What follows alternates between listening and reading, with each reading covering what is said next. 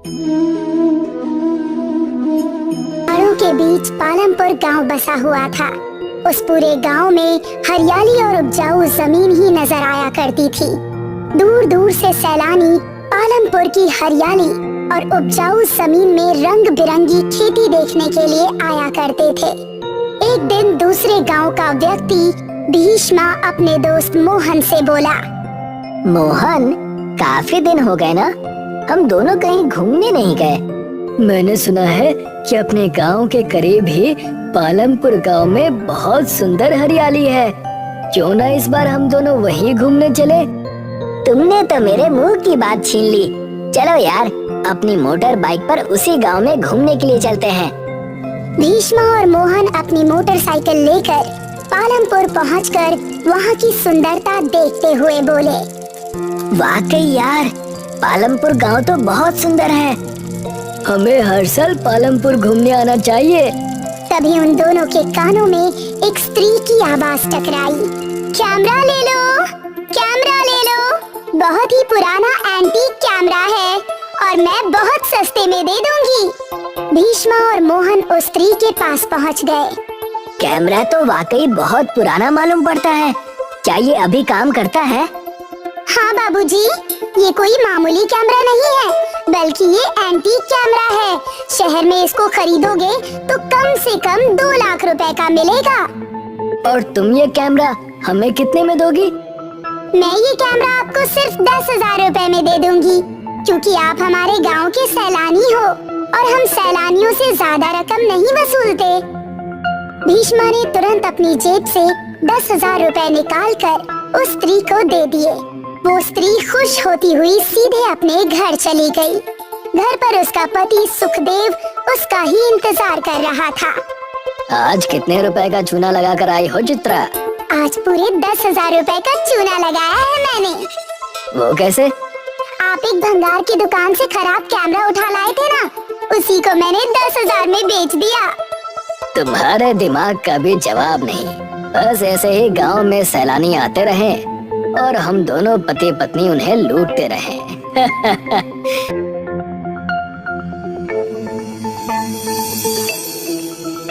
अगले दिन भीष्मा और मोहन उस कैमरे को बेचने के लिए शहर की एक बहुत बड़ी दुकान पर चले गए। भीष्मा दुकानदार से बोला, भाई साहब, मुझे इस कैमरे को बेचना है। दुकानदार कैमरा देखते हुए गौर से उन दोनों की ओर देखकर बोला, कितने रुपए में बेचना चाहते हो? कल मैंने इस कैमरे को 10,000 रुपए में खरीदा था। मैं इसे सिर्फ आपको 20,000 रुपए में दे दूंगा, क्योंकि बाजार में इसकी कीमत 2 लाख रुपए है। दुकानदार क्रोधित होता हुआ उन दोनों की ओर देखकर बोला, यार, तो तुम दोनों बहुत बड़े बेवकूफ हो, या फिर मुझे बेवकूफ समझते हो। क्या कहना चाहते हैं आप? अरे, इस कैमरे की कीमत 2 कौड़ी की भी नहीं है। क्या तुम्हें दिखाई नहीं देता?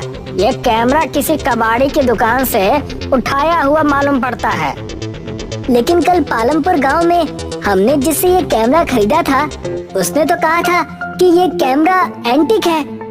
भीष्मा की बात सुनकर दुकानदार बोला, चलो निकलो यहाँ से, मेरा टाइम वेस्ट मत करो। भीष्मा और मोहन दुकान से मुंह लटकाकर बाहर निकल आए। मोहन भीष्मा से बोला, चिंता मत कर भीष्मा, हम पालमपुर गांव के मुखिया से शिकायत करेंगे। वो दोनों पालमपुर गांव चले गए और वहाँ के मुखिया से सारी घटना बताते हुए बोले, अब आप ही बताइए मुखिया जी, इस गांव के सदस्यों को आपके गांव की एक स्त्री लूट रही है। ऐसे तो आपके गांव का नाम बहुत ज्यादा खराब हो जाएगा। हाँ, और मैं उस औरत को जानता हूँ, उसका नाम चित्रा है। मैं तुम्हारी मदद करने के लिए तैयार हूँ, लेकिन तुम्हें इसके लिए मुझे 5,000 रुपए देने होंगे, क्योंकि मैं मुफ्त में किसी की मदद नहीं करता। ठीक है, मैं 5,000 रुपए देने के लिए तैयार हूँ। कम से कम मेरे 5,000 तो बचेंगे। ठीक है, मैं कैमरा उसके मुंह पर मार कर आऊंगा। भीष्मा ने 5,000 रुपए मुखिया को दे दिए। मुखिया भीष्मा और मोहन को लेकर चित्रा के घर पर चला गया और क्रोधित होकर चित्रा से बोला, चित्रा, तुम्हें शर्म नहीं आती? कबाड़ से उठाया हुआ कैमरा तुमने 10,000 रुपए में बेच दिया। इतना बोलकर मुखिया ने वो कैमरा चित्रा के मुंह पर मार दिया और भीष्मा और मोहन की ओर देखकर बोला, देखो, अपने वादे के मुताबिक मैंने कैमरा चित्रा के मुंह पर मार दिया है। अब तुम दोनों जा सकते हो। अरे ये क्या बात हुई? मेरे पैसे तो दिलवाइए। सीधे तरीके से यहाँ से चले जाओ। बात कैमरा मुंह पर मारने की हुई थी, पैसे लौटाने की नहीं। मुझे तो लगता है कि ये पूरा का पूरा पालमपुर गांव ही लुटेरों का गांव है। मोहन और भीष्मा गुस्से से घर से बाहर आ गए। वो दोनों अपनी मोटरसाइकिल से पालमपुर के गांव से बाहर निकल आए और एक पेड़ के नीचे गुस्से से बात करने लगे। मैं तो तुम्हारी बातों में आकर फंस गया मोहन। मुझे पूरे 15,000 रुपए का चूना लग गया है। अब मैं पुलिस में इसकी रिपोर्ट करवाऊंगा। मुझे क्या पता था पूरा का पूरा गांव ही लुटेरों का गांव है। मुझे तो लगता था कि जैसी वहाँ की सुंदर हरियाली है उसी तरह वहाँ के लोग का दिल भी सुंदर होगा। और मेरे दोस्त, पुलिस में कंप्लेन करने से कोई फायदा नहीं होगा। तुमने देखा नहीं कि वहाँ का मुखिया भी गांव वालों से मिला हुआ है। तभी उस पेड़ के पीछे से अचानक एक सुंदर युवक निकलकर उन दोनों के सामने आकर खड़ा हो गया। कौन हो तुम दोनों? मैं तुम दोनों की बातें काफी देर से सुन रहा था। कहीं तुम पालमपुर गांव के बारे में बात तो नहीं कर रहे? हाँ भाई, पालमपुर गांव के बारे में ही बात कर रहे हैं। हम वहाँ घूमने गए थे, वहाँ पर हमें 15,000 रुपए का चूना लग गया। और तो और पालमपुर गांव का मुखिया भी बहुत बड़ा कपटी है। समझ गया। ना जाने कितने सैलानी वहाँ की ठगी का शिकार हुए हैं। तुम दोनों चिंता मत करो, अपने घर जाओ, तुम्हें तुम्हारे पैसे जरूर वापस मिलेंगे।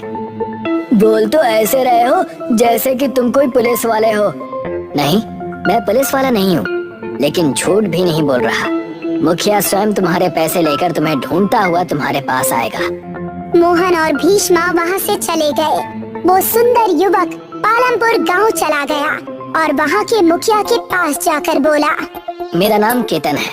कुछ देर पहले मुझे 2 नवयुवक मिले थे जो बता रहे थे कि पालमपुर गांव के लोगों ने 15,000 रुपए की उनके साथ ठगी की है। जिसे तुम ठगी कह रहे हो उसे पालमपुर गांव में धंधा कहा जाता है।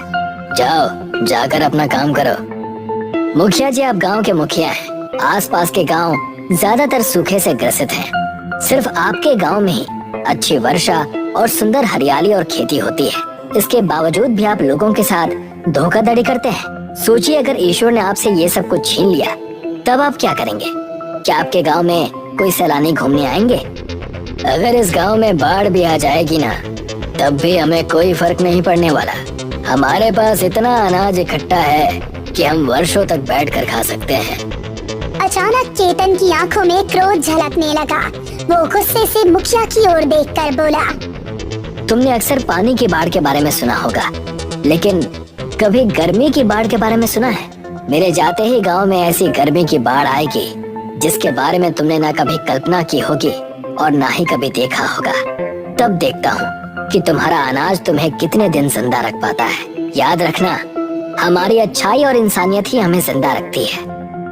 इतना बोलकर केतन क्रोधित होकर गांव की सीमा से निकल गया। गांव की सीमा से निकलते ही अचानक आकाश से भयंकर धूल का बवंडर गिरने लगा और देखते ही देखते उस गांव को भयंकर गर्मी की बाढ़ की चपेट में ले लिया। सुखदेव पसीने से लथपथ मुखिया के पास आकर बोला, ये सब क्या हो रहा है मुखिया जी? ऐसा लगता है जैसे कि आकाश से गर्मी की बाढ़ आ गई हो। सारी हरियाली अचानक से सूख गई है और पूरे गांव में धूल का अजीब सा गुबार छाया हुआ है जिसमें असहनीय गर्मी है। कुछ ही दिनों के अंदर पालमपुर की हरियाली सूखे में परिवर्तित हो गई। पालमपुर गांव की नदी आकाश से गिर रही गर्मी की बाढ़ से सूख गई। पालमपुर के लोगों का अनाज गर्मी की वजह से सड़ गया। मुखिया चिंतित अवस्था में अपने गांव की असहनीय हालत देख रहा था कि तभी गांव का एक व्यक्ति आकर उससे बोला, मुखिया जी, मुझे तो लगता है कि ये सब हमारे कुकर्मों का ही फल है। शायद तुम सही कह रहे हो। हमारी गलतियों की सजा हमारे बच्चों तक को भुगतनी पड़ रही है।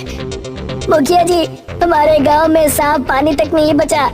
बच्चे अब प्यास से तड़प रहे हैं। तुम सब दूसरे गांव में जाकर मदद क्यों नहीं मांगते? मैं भी तुम्हारे साथ मदद मांगने के लिए चलूंगा। दूसरे गांव वासी ने हम सबकी मदद करने से इनकार कर दिया है। उन सभी का कहना है कि पालमपुर गांव के लोगों ने सबको बहुत लूटा है। उनका ये भी कहना है कि हमारे साथ ऐसा ही होना चाहिए। ये सुनकर अचानक मुखिया के दिमाग में केतन के वाक्य दौड़ने लगे। जीवित वही रहता है जिसके दिल में इंसानियत होती है।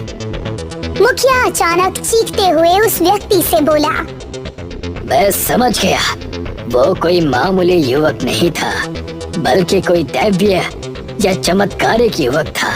जाओ, गांव के सभी लोगों के बीच ऐलान कर दो कि मैं सभी लोगों से कुछ बातचीत करना चाहता हूँ।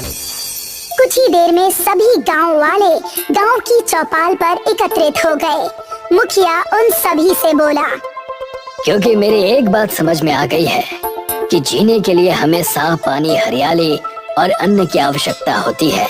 धन हमारा पेट नहीं भर सकता। सभी गांववासी मुखिया की बात से सहमत हो गए। काफी दिन बाद मुखिया, चित्रा और सुखदेव पता करते करते मोहन और भीष्मा के घर पहुंच गए।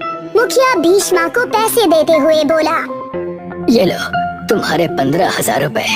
मैं पालमपुर गांव की तरफ से माफी मांगता हूँ। अब हमें समझ में आ गया है कि असली दौलत तो हमारे गांव में ही थी और हम कागज के टुकड़ों को ही सब कुछ समझ बैठे। ये बोलकर मुखिया, सुखदेव और चित्रा वहाँ से चले गए। वो तीनों कुछ ही दूर पहुँचे थे कि तभी केतन मुस्कुराता हुआ उनके सामने खड़ा हो गया। तो अब तुम्हारे गांव का माहौल कैसा है मुखिया जी? हमें क्षमा कर दो केतन, हमें अब सब कुछ समझ में आ गया है। इतना बोलकर केतन का रूप अचानक से एक साधु में परिवर्तित हो गया। मैं काफी दिनों से पालमपुर गांव के लोगों की शिकायतें सुन रहा था।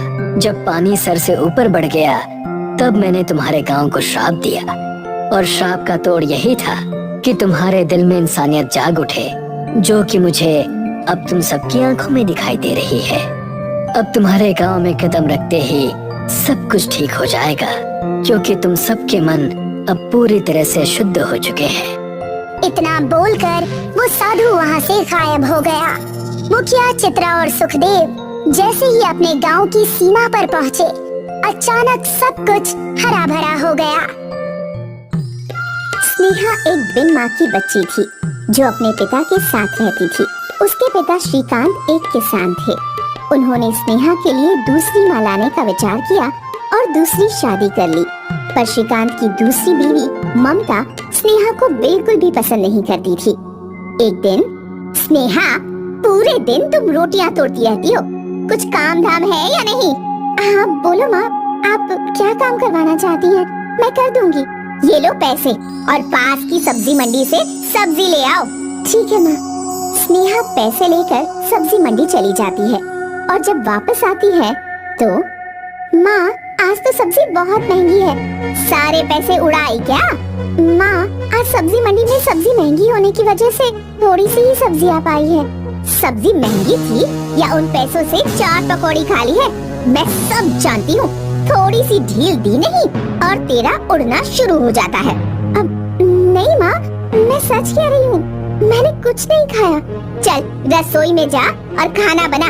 खाना वाना कुछ बनाती नहीं, बहस करवा लो इस लड़की से, पता नहीं कब तक मूंग दलेगी मेरी छाती पर। स्नेहा रसोई में खाना बनाने चल देती है। मुझे कैसे न कैसे करके इस लड़की से अपना पीछा छुड़ाना होगा। बस मैं क्या करूं जो इस घर से चली जाए ये, नहीं तो मुझे जीवन भर इसे झेलना पड़ेगा। तभी ममता को एक उपाय सूझता है। ममता अपने सोने का हार स्नेहा के कमरे में छुपा देती है। सुनो जी, मेरा सोने का हार नहीं मिल रहा है। यही कहीं होगा, तुम रखकर भूल गई होगी। मैंने चारों तरफ देख लिया पर मुझे नहीं मिला। बस एक स्नेहा का कमरा रह गया है, उसकी तलाशी लेनी है। वो मेरी माँ ने दिया था। ये कैसी बात कर रही हो? आखिर स्नेहा तुम्हारा हार क्यों चुराएगी? मैंने कब कहा चुराएगी? पर एक बार तलाशी लेने दो, क्या जाता है, हाथ कंगन को आरती क्या? ममता स्नेहा के कमरे की तलाशी लेती है। वहाँ उसे अपना सोने का हार मिल जाता है, क्योंकि ये हार उसी ने रखा था। देखा, मैं ना कहती थी, मेरा सोने का हार स्नेहा ने ही चुराया है। अब तो आपकी आंखों के आगे है, अब तो विश्वास हो गया ना कि स्नेहा चोर है। इसकी नजर हमेशा मेरे सोने के हार पर रहती थी और आज तो उसने चुरा भी लिया। स्नेहा, ये क्या है? तुमने अपनी माँ का सोने का हार चुराया है? तुम्हें किस बात की कमी है जो तुमने ये सब किया? नहीं पापा, मैंने सोने का हार नहीं चुराया। मुझे नहीं पता ये हार कहाँ से आया। मैं भला हार क्यों चुराऊंगी पापा? ये तो मेरी आंखों के आगे ही तेरे कमरे से निकला है। अगर तूने नहीं चुराया तो ये हार तेरे कमरे में से कैसे निकला? एक तो चोरी, ऊपर से सीना चोरी। या तो इस घर में अब ये रहेगी या फिर मैं। कल को अगर मेरा कोई और सामान इसने चुरा लिया तो मैं तो कंगाल हो जाऊंगी ना। पापा, मैंने कुछ नहीं किया, मुझे घर से मत निकालिए। आज के बाद आपको कोई शिकायत का मौका नहीं दूंगी। मैं एक कोने में रहूंगी। माँ, मुझे घर से मत निकालो, मैं घर का सारा काम करूंगी। श्रीकांत चुपचाप खड़ा देखता रहता है, वो कुछ नहीं बोलता। स्नेहा अपनी आंखों में आंसू लेकर उस घर से निकल जाती है और रोते रोते एक जंगल की ओर चल पड़ती है। तभी स्नेहा को एक खरगोश दिखाई देता है जो झाड़ियों में फंसा होता है। ये खरगोश तो बहुत खूबसूरत है, पर ये तो झाड़ियों में फंसा हुआ है। मुझे इसकी मदद करनी चाहिए। इसे तो झाड़ियों से चोट भी लग गई है। वो उसे झाड़ियों से निकाल देती है और जड़ी बूटी को उसके घाव पर लगा देती है। खरगोश ठीक होकर जंगल की ओर भागता है। वो खरगोश के पीछे पीछे घने जंगल के अंदर पहुंच जाती है। अरे, मैं ये कहाँ आ गई? ये तो घना जंगल है, इसमें तो बहुत सारे जंगली जानवर भी रहते होंगे। अब मैं क्या करूं? स्नेहा उदास होकर बैठ जाती है। ऐसे बैठने से कुछ हासिल नहीं होगा, मुझे कुछ करना होगा। मैं घर वापस भी नहीं जा सकती, मेरा तो कोई ठिकाना भी नहीं है। मुझे यहीं पर रहना होगा, इस जंगल में। पर मैं इस घनघोर जंगल में जंगली जानवरों के बीच कैसे रहूंगी? अच्छा है, कोई जानवर मुझे खा जाए, क्योंकि अब मेरा जीवन निरर्थक है। पापा ने मुझे निकाल दिया और माँ मुझे छोड़कर चली गई। अब मैं जीकर भी क्या करूंगी? वो ऐसा विचार कर रही होती है, तभी वो खरगोश वहाँ आ जाता है। स्नेहा, तुम बहुत ही नेक लड़की हो, तुम ऐसा विचार कैसे कर सकती हो? तुम्हें तो अभी और जिंदगी जीनी है। स्नेहा चौंक जाती है और इधर उधर देखती है। स्नेहा, चौंको मत, मैं बोलने वाला खरगोश हूँ। तुमने मेरी जान बचाई, तुम इस जंगल में निश्चिंत होकर रह सकती हो। यहाँ पर रहने में मैं तुम्हारी मदद करूँगा और तुम्हारी रक्षा भी करूँगा। वो कैसे? इस जंगल के सभी जानवरों को मैं समझा दूंगा, तो वो तुम्हारे पास कभी नहीं आएंगे और तुम्हारे दोस्त बनकर रहेंगे। बहुत बहुत शुक्रिया। तुम्हारे इस जंगल में रहने के लिए मुझे एक घर की जरूरत होगी, पर मेरे पास तो कुछ है भी नहीं। इसमें मैं तुम्हारी मदद कर सकता हूँ। यहाँ पास में ही बहुत सारे गन्ने हैं, उसमें तुम अपना घर बना सकती हो। जाओ, एक मजबूत और खूबसूरत घर बनेगा। स्नेहा को विचार बहुत अच्छा लगता है। वो उन गन्नों को तोड़कर ले आती है और एक बहुत ही सुंदर घर बनाती है। साथ ही नहाने के लिए एक स्विमिंग पूल भी बनाती है, जो बहुत ही आकर्षक होता है। उसके गन्ने के बने हुए घर से जंगल में एक रौनक सी हो जाती है। ये तो बहुत ही सुंदर घर बना है, सभी घरों से बिल्कुल अलग। वो उस घर में रहने लग जाती है। जंगल के सभी जानवर उसकी मदद करते हैं। एक दिन एक शिकारी शिकार करने वहाँ आ जाता है और उसे वो घर दिखाई देता है। ये घर तो बहुत खूबसूरत है। ये मेरा घर है। मैं शिकार खेलते खेलते बहुत थक गया हूँ, क्या मैं इसमें थोड़ी देर रह सकता हूँ? हाँ हाँ, क्यों नहीं। शिकारी थोड़ी देर आराम करता है और फिर शहर में जाकर सबको गन्ने के घर के बारे में बताता है। अब तो उसके गन्ने का घर बहुत ही प्रसिद्ध हो जाता है और वहाँ पर कुछ पर्यटक भी आने लगते हैं, जिससे स्नेहा की कुछ कमाई भी हो जाती है। स्नेहा अब उस गन्ने के घर में जंगल के जानवरों के साथ हंसी खुशी रहती है। मिर्जापुर गांव में माया देवी अपने 2 छोटे बच्चों के साथ रहती थी। बारिश के मौसम में एक दिन रात को बाढ़ आ जाती है और पूरा गांव पानी में डूब गया। गांव के लोग वहां से जान बचाकर भागे। माया देवी भी अपने छोटे बच्चों के साथ पड़ोस के सिकंदराबाद में पहुंची। माया को देखकर सिकंदराबाद का सरपंच आया और बोला, ए बुढ़िया, हमारे गांव में क्यों आई है? सरपंच जी, आप तो जानते ही हैं कि हमारे गांव मिर्जापुर में बाढ़ ने अपना कहर दिखाना शुरू कर दिया है। इसलिए मुझे और मेरे 2 बच्चों को अपने गांव के बाहर ही रहने दो। तो जानती नहीं कि तेरे पति से मेरी दुश्मनी थी, तो मैं दुश्मनों को कैसे रख सकता हूँ। और वैसे भी तुम इतने गरीब हो, मैं विश्वास नहीं कर सकता कि तुम चोरी नहीं करोगे। सरपंच जी, हम समय काटने आए हैं, हम चोरी क्यों करेंगे? ए बुढ़िया, ज्यादा सयानी मत बन और अपने बच्चों को लेकर यहाँ से निकल जा। माया सरपंच के आगे खूब रोई, गिड़गिड़ाई, लेकिन सरपंच तेज तेज हंसता रहा और माया को गांव से बाहर निकाल दिया। माँ, अब हम क्या करेंगे? गांव में पानी है और दूसरे लोग गांव में घुसने नहीं दे रहे। अब हम कहाँ जाएं? जंगल के अलावा भी तो कोई रास्ता नहीं है। माँ, हम इस सड़क पर भी तो रह सकते हैं। नहीं बेटा, यहाँ भी पानी आ जाता है और अगर पानी नहीं भी आया तो सरपंच नहीं रहने देगा। हमें इसकी नजरों से दूर जंगल में ही जाना होगा। ईश्वर ने जो भी लिखा है नसीब में, वो तो होना ही है। माया अपने बच्चों को लेकर जंगल में चली जाती है। जंगल में बहुत सारे बांस के पेड़ हैं। वहाँ 2 आम के और बाकी फलों के पेड़ भी हैं। माँ, यहाँ तो गर्मी बिल्कुल नहीं है और बहुत सारे फल भी हैं। अब हम यहाँ पर पेट भर के खा सकते हैं और आराम से रह सकते हैं। हाँ माँ, अच्छा हुआ वहाँ बाढ़ आ गई, क्योंकि ना तो वहाँ फल मिलते थे और ना इतनी ठंडी अच्छी हवा। बच्चों, बाढ़ बहुत अच्छे के लिए आई। हमें ऐसा नहीं सोचना चाहिए, क्योंकि बाढ़ के कारण जान और माल दोनों का नुकसान होता है। और हम जंगल में रह सकते हैं, लेकिन हमें यहाँ एक झोपड़ी बनानी होगी, नहीं तो जंगली जानवर हमें ही खा जाएंगे। लेकिन माँ, हम झोपड़ी कैसे बनाएंगे? हम लकड़ियों की मदद से झोपड़ी बनाएंगे। हाँ माँ, मैं पेड़ पर चढ़कर लकड़ी काट लाऊंगा।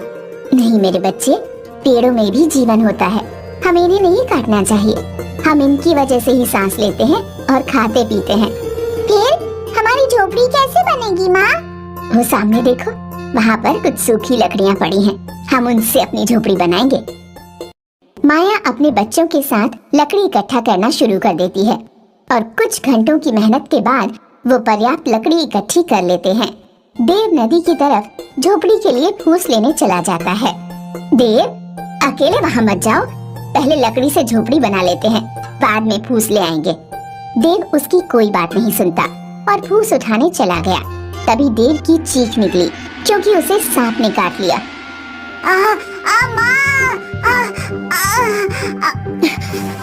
क्या हुआ देव? माँ, मुझे सांप ने काट लिया। यह बात सुनकर माया और मोनी दोनों रोते हुए देव की तरफ दौड़े। देव भी बेहोश हो चुका था। देव, देव, देव, बेटा, बेटा, हे भगवान, मैंने क्या बिगाड़ा है तुम्हारा? तुमने पहले पति छीन लिया, फिर घर और अब बेटा भी। भगवान, मेरा बेटा मुझे लौटा दो। तभी उन्हें एक आवाज आती है। माया, मैं जादुई बांस का घर हूँ। मैंने तुम्हारी बातें सुनी थी कि तुम अपने बच्चों को पेड़ों के बारे में समझा रही थी। ये देखकर मुझे बहुत अच्छा लगा।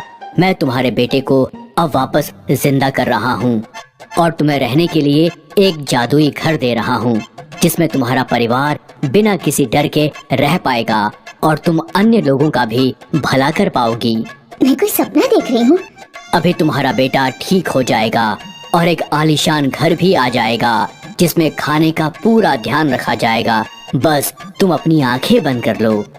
माया और मोनी अपनी आंखें बंद करते हैं और जादुई बांस का घर बनकर तैयार हो गया, जो दिखने में बहुत ही सुंदर है। तभी देव भी जिंदा हो गया और उसने अपनी माँ को आवाज लगाई। माँ, माँ। देव, तू ठीक है? हाँ माँ, मैं तो सोया था और आपने तब तक इतना अच्छा घर बना दिया। घर? तीनों पीछे देखते हैं तो वो भी हैरान रह जाते हैं, क्योंकि वहाँ बांस का जादुई घर है।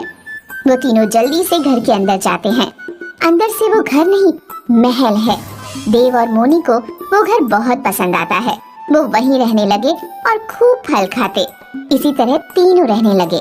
माया और उसके बच्चों के कुछ दिन आराम से बीत गए। फिर उन्होंने एक दिन देखा कि सरपंच भी बाढ़ से बचकर जंगल में भाग आया है। माया, मुझे माफ कर दे और मेरे परिवार को अपने घर में रख ले। माया, मुझे माफ कर दे। माया, आपने हमें अपने गांव में नहीं आने दिया, हम अपने गांव में क्यों आने दे। बेटा मुझे माफ कर दो। कोई बात नहीं सरपंच जी, आ जाइए घर में। सरपंच ने जैसे ही अपने परिवार के साथ घर में कदम रखने की कोशिश की, जादुई घर ने उसको बाहर फेंक दिया और बहुत तेजी से जंगल में भी बाढ़ आ गई, जिसमें सरपंच और उसका परिवार भी बह गया। लेकिन जादुई बांस के घर को कुछ नहीं हुआ, वो सही सलामत रहा। कुछ दिन में बाढ़ का कहर शांत हो गया और माया अपने बच्चों के साथ जंगल में ही रहने लगी।